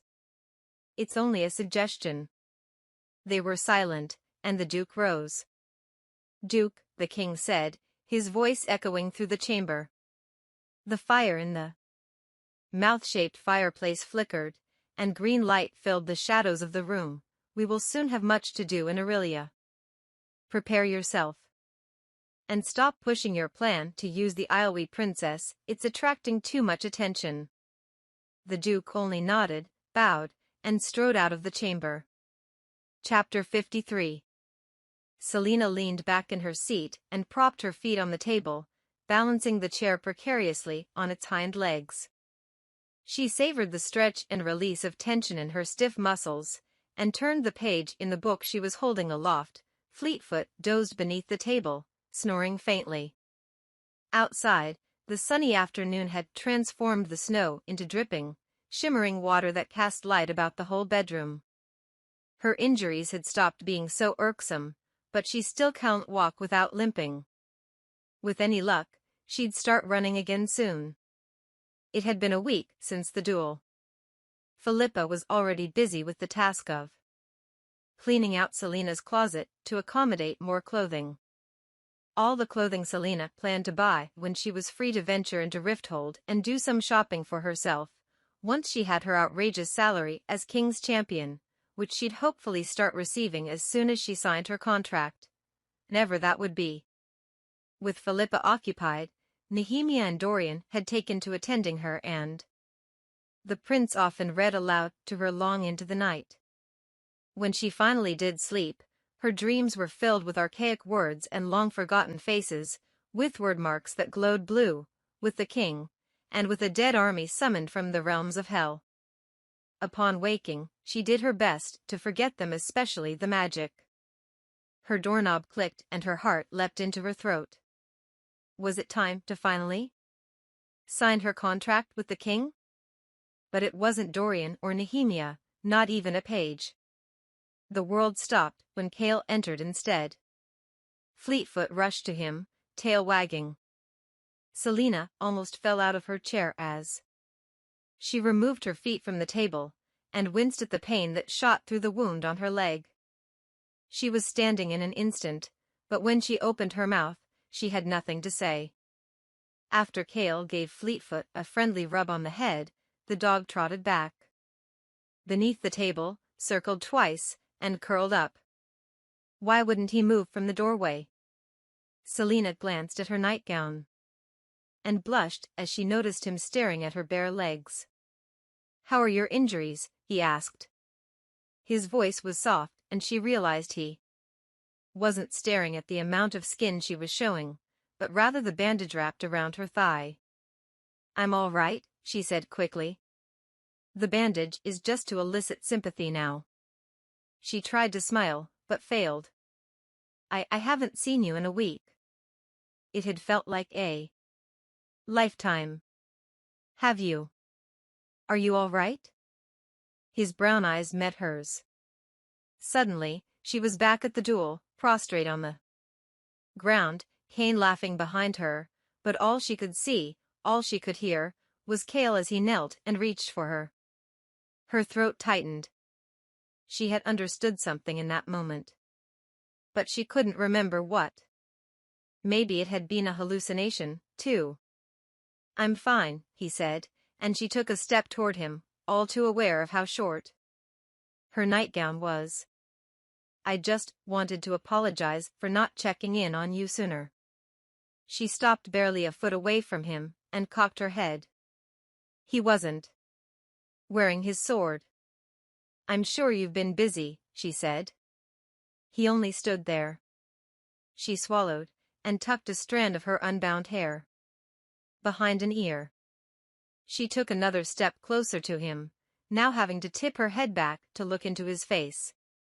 His eyes were so sorrowful. She bit her lip. You saved my life, you know. Twice. Cale's brows narrowed slightly. I did what I had to. And that's why I owe you my gratitude. You don't owe me anything, he said, his voice strained. And when his eyes flickered, her heart tightened. She took his hand in hers, but he pulled it away. I just wanted to see how you were. I have to go to a meeting, he said, and she knew he was lying. Thank you for killing Cain. He stiffened. I still remember how it felt when I made my first kill. It wasn't easy.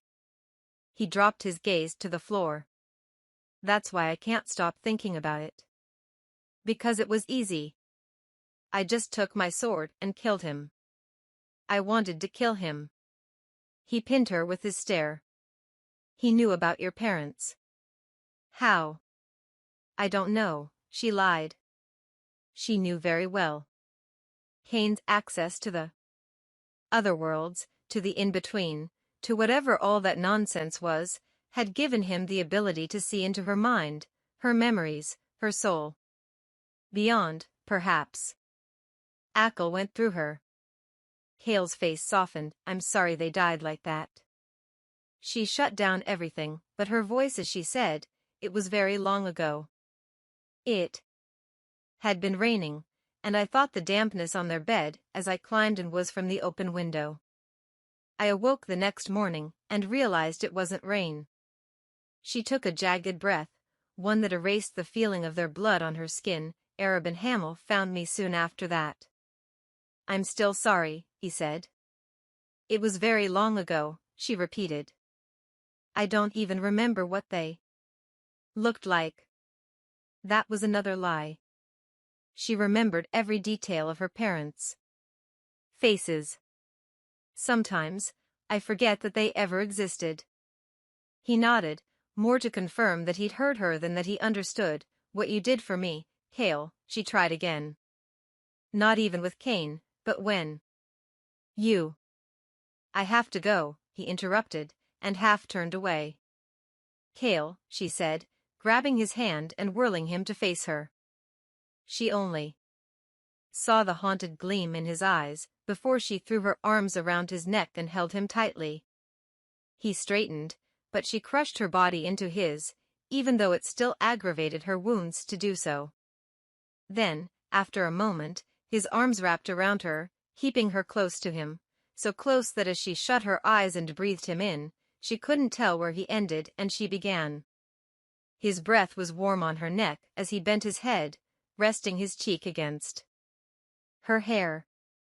Her heart beat so quickly, and yet she felt utterly calm, as if she could have stayed there forever and not minded, stayed there forever and let the world fall apart around them.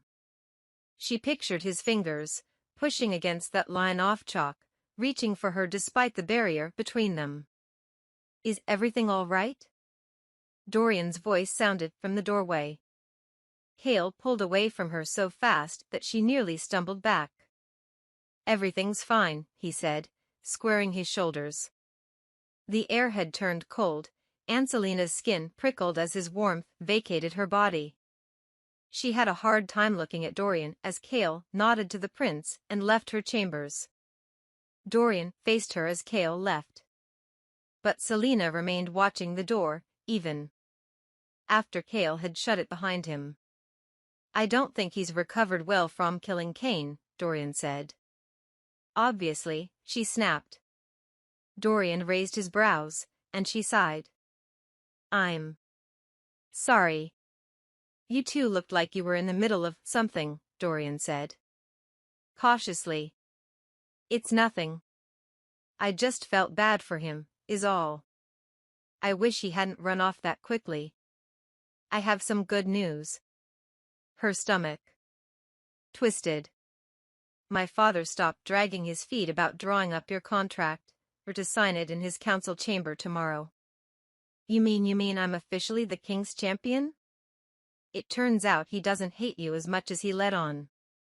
It's a miracle he didn't make you wait longer. Dorian winked. For years. For years of servitude, and then she'd be free. Why had Cale Left so soon? She looked to the door, wondering if she could catch him in the hall. Dorian put his hands on her waist. I suppose this means we'll be stuck with each other for a while longer. He lowered his face to hers. He kissed her, but she stepped out of his arms. Dorian, I'm the king's champion. She choked on a laugh as she said it. Yes, you are, Dorian replied, approaching her again. But she kept her distance as she looked out the window, to the dazzling day beyond. The world was wide open and hers for the taking. She could step over that white line. She shifted her gaze to him. I can't be with you if I'm the king's champion. Of course you can. We'll still have to keep it a secret, but I have enough secrets. I don't need another one. So I'll find a way to tell my father and mother. He winced slightly. To what end? Dorian, I'm your father's minion. You're the crown prince. It was true, and if this relationship became something more, then it would only complicate matters when she eventually left the castle. Not to mention the complications of being with Dorian while she served as his father's champion, and whether he admitted it or not, Dorian had his own obligations to fulfill. Though she wanted him, though she cared for him, she knew a lasting relationship wouldn't end well. Not when he was the heir to the throne. His eyes darkened. Are you saying that you don't want to be with me? I'm saying that I'm going to leave in 4 years, and I don't know how this could possibly end well for either of us. I'm saying I don't want to think about the options. The sunlight warmed her skin, and the weight around her shoulders drifted away. I'm saying that in 4 years, I'm going to be free, and I've never been free in my entire life. Her smile grew. And I want to know what that feels like. He opened his mouth, but stopped as he beheld her smile. Though she had no regrets about her choice, she felt something strangely like disappointment when said, as you wish. But I'd like to remain your friend. He put his hands in his pockets. Always. She thought about touching his arm, or about kissing his cheek, but free kept echoing through her again and again and again, and she couldn't stop smiling. He rolled his neck, and his smile was a bit strained. I think Nehemia is on her way here to tell you about the contract. She'll be mad at me for telling you first. Apologize for me, will you? He paused when he opened the door, his hand still upon the knob. Congratulations, Celaena, he said quietly. Before she could reply, he shut the door and left. Alone, Celaena looked to the window and put a hand on her heart, whispering the word to herself again and again.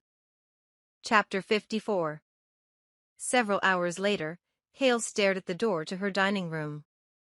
He didn't entirely know what he was doing back here. But he'd looked for Dorian in his rooms, and he hadn't been there, and he needed to tell him that things weren't as they'd seemed when he walked in on them earlier. He glanced at his hands. The king had barely said anything to him over the past week, and Kane's name hadn't been mentioned in any of their meetings. Not that it would be, as Kane was little more than a pawn in a game to amuse the king, and certainly not a member of the royal guard. But he was still dead. Kane's eyes would open no more because of him. He would not draw breath because of him. His heart had stopped beating because of him. Hale's hand drifted to where his sword should have been. He'd thrown it in the corner of his room as soon as he'd returned from the duel last week. Mercifully, someone had cleaned the blood from it. Perhaps the guards who had taken Kale to his chambers and given him a strong drink. They'd sat in silence until some semblance of reality returned, and then left without a word, not waiting for Kale to thank them. Kale ran a hand through his short hair and opened the dining room door. Celaena was picking at her dinner, slouched in her seat. Her brows rose. 2 visits in one day, she said, setting down her fork. To what do I owe this pleasure? He frowned. Where's Dorian?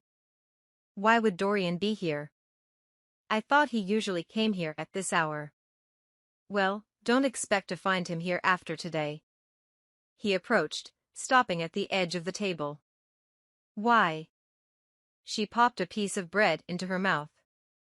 Because I ended it. You did what? I'm the king's champion. Surely you realize how inappropriate it would be for me to have a relationship with a prince. Her blue eyes glittered, and he wondered at the slight emphasis she put on prince, and why it made his heart skip a beat. Hale fought his own smile. I was wondering when you'd come to your senses. Did she fret as he did? Did she constantly think about her blood-covered hands? But for all of her swaggering, for all of her gloating and parading about with hands on her hips, there was still something soft in her face. It gave him hope that he had not lost his soul in the act of killing, hope that humanity could still be found, and honor could be regained. She had come out of Endeavour and could still laugh. She twirled her hair around a finger. She was still wearing that absurdly short nightgown, which slid up her thighs as she propped her feet on the edge of the table. He focused on her face. Would you like to join me? She asked, gesturing with one hand to the table. It's a shame for me to celebrate alone. He looked at her, at that half grin on her face. Whatever had happened with Kane, whatever had happened at the duel, that would haunt him. But right now. He pulled out the chair in front of him and sat down. She filled a goblet with wine and handed it to him. To 4 years until freedom, she said, lifting her glass. He raised his in salute. To you, Celaena.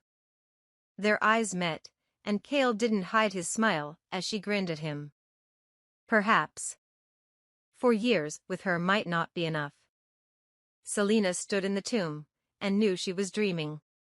She often visited the tomb in her dreams to slay the Ritterak again, to be trapped inside Celaena sarcophagus, to face a featureless young woman with golden hair and a crown far too heavy for her to bear, but tonight, it was just her and Celaena, and the tomb was filled with moonlight, not a sign to be seen of the Ritterak's corpse. How are you recovering? The queen asked, leaning against the side of her own sarcophagus. Celaena stayed in the doorway. The queen's armor was gone, replaced by her usual flowing gown.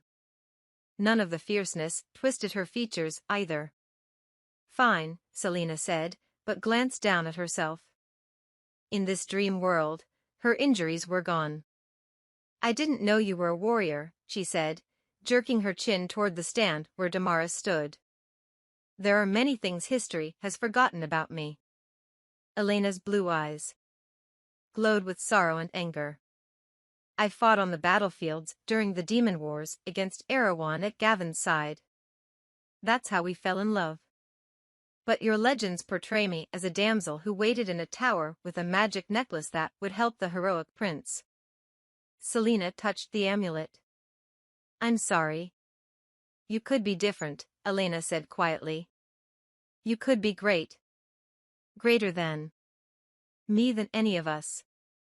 Celaena opened her mouth, but no words came out.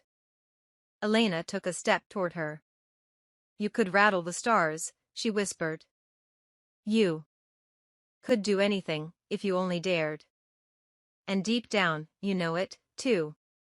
That's what scares you most. She walked to Celaena, and it was all the assassin could do to keep from backing out of the tomb and running away. The queen's blazing, glacier blue eyes were as ethereal as her lovely face. You found and defeated the evil Kane was bringing into the world. And now you're the king's champion. You did as I asked. I did it for my freedom, Celaena said. Celaena gave her a knowing smile that made her want to scream, but Celaena kept her face blank. So you say. But when you called for help when the amulet snapped, and You let your need be felt. You knew someone would answer. You knew I would answer. Why? Celaena dared ask. Why answer? Why do I need to be the king's champion? Celaena lifted her face toward the moonlight streaming into the tomb. Because there are people who need you to save them as much as you yourself need to be saved, she said. Deny it all you want, but there are people, your friends, who need you here. Your friend, Nehemia, needs you here. Because I was sleeping a long, endless sleep and I was awoken by a voice. And the voice didn't belong to one person, but to many. Some whispering, some screaming, some not even aware that they were crying out. But they all want the same thing. She touched the center of Celaena's forehead. Heat flared, and a blue light flashed across Celaena's face as Celaena's mark burned and then faded.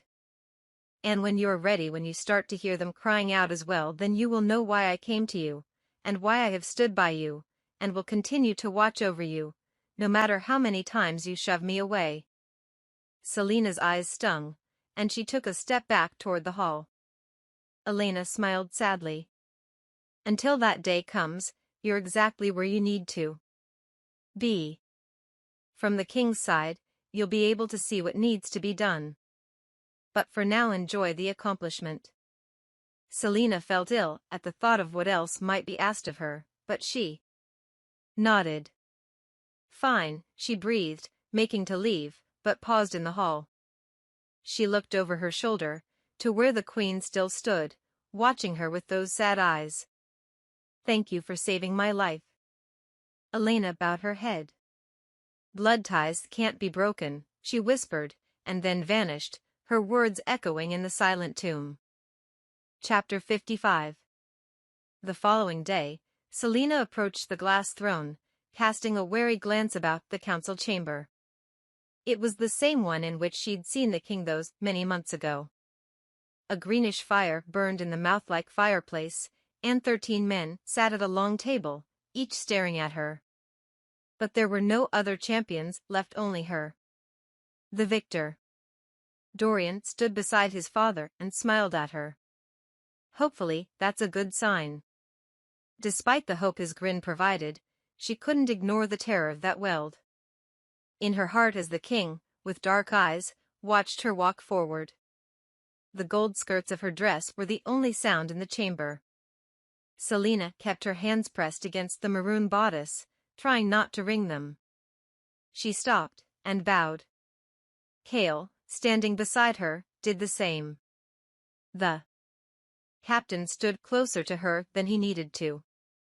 You have come to sign your contract, the king said, and his voice made her bones splinter.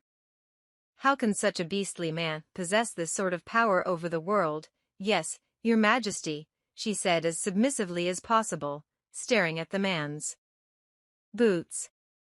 Be my champion, and you'll find yourself a free woman. 4 years of service was the bargain you set with my son, though I cannot imagine why he felt the need to bargain with you, he said with a deadly glare in Dorian's direction. Dorian bit his lip, but said nothing. Her heart dropped and rose inside of her like a buoy.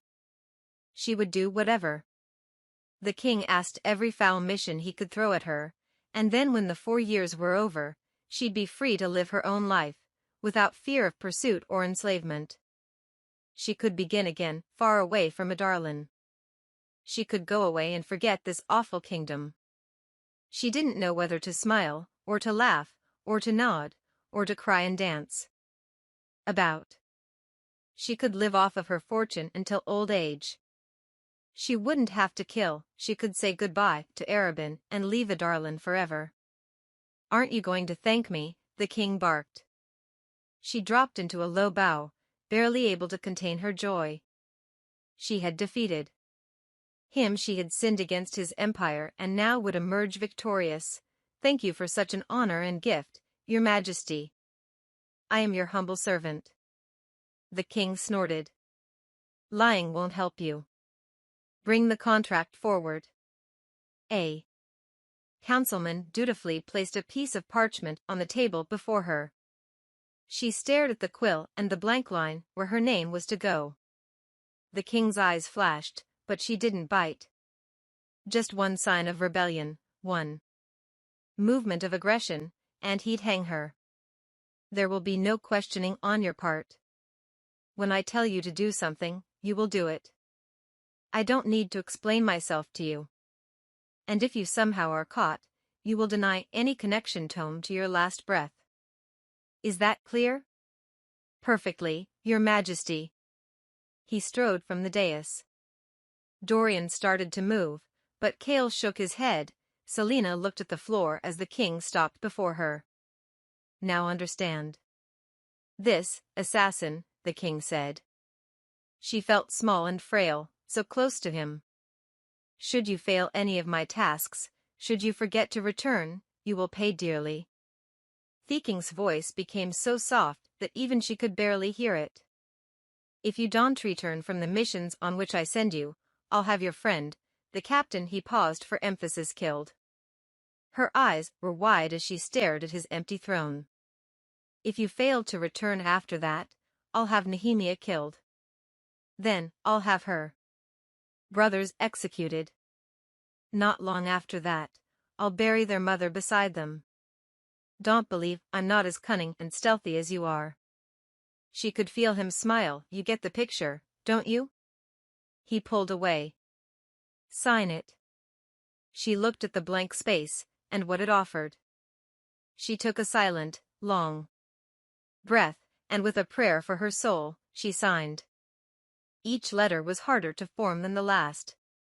Finally, she let the quill drop onto the table. Good. Now get out, the king said, pointing at the door. I'll summon you when you're needed. The king sat on his throne again. Celaena bowed carefully, not taking her stare from his face.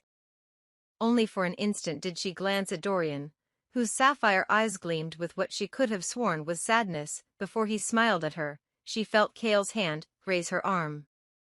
Cale would die. She couldn't send him to his death. Or the Iker family. With feet both heavy and light, she left the chamber. Outside, the wind bellowed and raged against the glass spire, but it could do nothing to shatter the walls. With each step away from the chamber, the weight on her shoulders lifted. Cale remained silent until they entered the stone castle, when he turned to her. Well, champion, he said. He still wasn't wearing his sword. Yes, captain? The corners of his mouth tugged upward. Are you happy now? She didn't fight her own grin. I may have just signed away my soul, but... Yes. Or as happy as I can be. Celaena Sardothien, the king's champion, he mused. What about it?